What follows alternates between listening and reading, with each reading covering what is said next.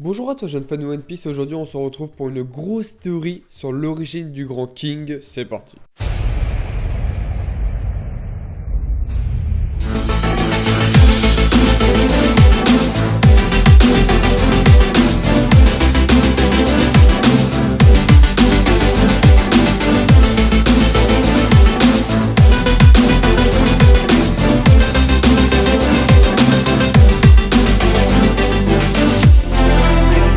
Je ne fais jamais ça d'habitude, mais comme c'est une grosse théorie, je me le permets. Je vous invite à vous abonner à la chaîne YouTube et laisser un petit like à la vidéo si elle te plaît, car ça va envoyer du lourd. Allez, c'est parti. King est le premier commandant des pirates aux 100 bêtes de Kaido, et l'une des créatures les plus fortes du monde de One Piece. Pour autant que nous le savons, le territoire de Kaido, Wano, est fortement inspiré par le Japon et ses cultures. C'est pourquoi Oda aurait utilisé la mythologie japonaise comme inspiration pour Wano et ses personnages. Donc, nous devrions chercher les compétences de King dans la mythologie japonaise. Les commandants et officiers de Kaido portent tous un nom de code qui représente une référence au jeu de cartes et en même temps détermine le classement en fonction de la valeur de carte. King, Queen, Jack, Joker. King est le plus haut commandant de rang. Une autre conclusion est que leurs noms utilisés par Kaido ne sont pas leurs vrais noms, comme Doflamingo avec Joker. Beaucoup se sont demandé quelle capacité King pouvait avoir et quel fruit du démon il utiliserait. En raison de son apparence, la plupart visaient à lui donner un fruit du démon qui lui permettrait de voler ou de contrôler le feu,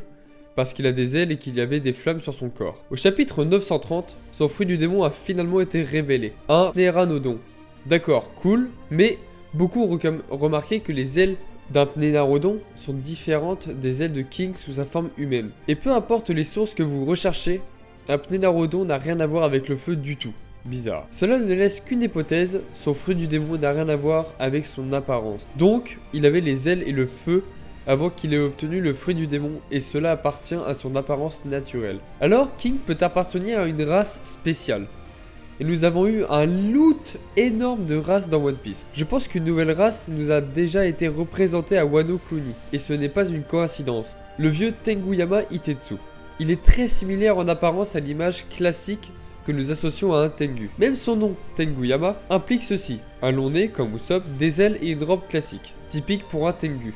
Tout le monde lui a aussi donné le surnom de Tengu. Nous savons aussi que Itetsu est un maître de l'épée et un descendant direct de Kotetsu, Tenguyama Kotetsu, un forgeron légendaire. Les ailes de King sont tout comme les ailes de Itetsu. Seul King ne possède pas ce nez accrocheur comme un Tengu. Mais tous les Tengu ne sont pas égaux. Il y a une distinction entre Dai Tengu et les Kotengu. Les Dai Tengu sont souvent représentés dans une forme plus humaine, et par conséquent, ils sont appelés Anata Ketengu. Même si King n'a pas un gros nez, il devrait être classé comme un Daitengu, la forme la plus forte d'entre eux. Parce que l'apparence de King ressemble à celle d'un être humain. Peut-être que son nez a été coupé dans un combat, et depuis, il porte ce masque, qui sait. Et oui, les ailes de King sont noires, et celles de Itetsu sont blanches. Peut-être que King utilise le haki de l'armement en permanence. Par conséquent, je pense que l'apparence de King a inspiré Oda pour lui donner le fruit du Pnénarodon, et l'apparence de King n'est pas un résultat du fruit du démon qu'il possède. Mais il y a plus de preuves que King est un Tengu. Les Tengu sont souvent associés à une montagne particulière et au feu. Au chapitre 934, on nous a montré une carte de Wano. Il a montré qu'il y a une montagne juste à côté du château d'Orochi. Celle-ci s'appelle Fuji, donc comme le mont Fuji japonais. Dans la mythologie japonaise, le Tengu d'Aranimo est considéré comme le saint patron du mont Fuji. Il pourrait donc y avoir un lien entre le mont Fuji à Wano et la famille Tenguyama. Daranibo est également dit avoir la responsabilité de protéger la frontière du Japon. Dans One Piece, ça serait Wano, des intrus. Et qui était dans le chapitre 930 responsable de bloquer les pirates de Big Mom à la frontière de Wano? Oui, c'est la patrouille frontalière de King. Il peut donc y avoir un petit lien entre la montagne de Wano et le Tengu. Il y a aussi quelques Tengu qui sont très similaires en apparence à King. Le Tengu Izuna Gongen apparaît sous la forme d'un Tengu Karatsu chevauchant un renard blanc. Son épée, son bouclier et ses flammes rappellent le Fudo Miao. Les attributs typiques de Fudo sont le feu et l'épée. Souvent, il tient aussi une corde dans sa main gauche pour attraper les démons. Sa peau est majoritairement noire et bleue. Beaucoup de gens croient que la peau de King est gardée par le haki de l'armement, mais je pense qu'il a juste une peau très foncée. Les Tengu japonais tiennent des épées, des tiges de pèlerin, des rouleaux, des perles de prière. King et Jetsu portent une épée. Les Tengu sont également dits avoir déclenché l'obsession, l'attaque et l'enlèvement des moines et des enfants, étant agressifs et très habiles dans les combats armés. un gars appelé Minamoto no Yoshitsune, éminent dans la culture japonaise, aurait appris l'art de l'épée du Tengu Sojobo. Que Hitetsu et King soient compétents dans les combats armés devrait être hors du commun. Ce que je pense aussi à ce sujet est une pure spéculation. Nous savons que Wano Kuni est le pays des samouraïs et abrite les meilleurs armuriers. L'un d'eux est Hitetsu. Je crois que la famille de Hitetsu, le Tenguyama, possédait une sorte de monopole de forgeron et a fait les meilleures épées du pays.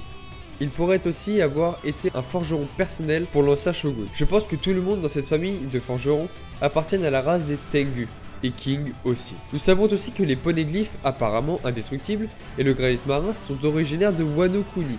Cependant, quelqu'un devait être capable de sculpter ces mots dans la pierre, de façonner les poneglyphes et de façonner les menottes en granit marin et de réguler leur effet. C'est une quasi-frontière sur la magie, et c'est le point principal. On dit que les Tengu ont des pouvoirs magiques dans la mythologie, et nous savons qu'ils sont des forgerons. Il est donc très probable que le clan de Hitetsu était responsable de la production et du traitement du granit marin et donc des poneglyphes.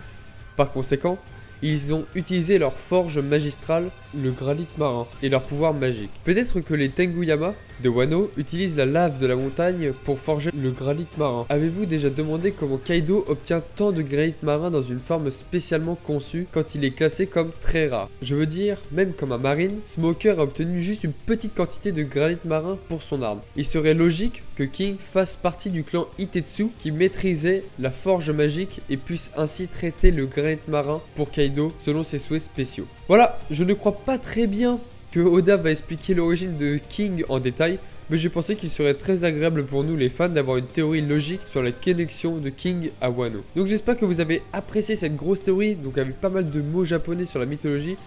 Donc si vous n'avez pas compris certains points, n'hésitez pas à me le dire dans les commentaires, j'y répondrai. N'hésite pas à t'abonner et à laisser un petit commentaire et un petit like à la vidéo, ça fait toujours plaisir. Et je te dis à la fois prochaine sur la chaîne du grand Ito Lusai. À la prochaine.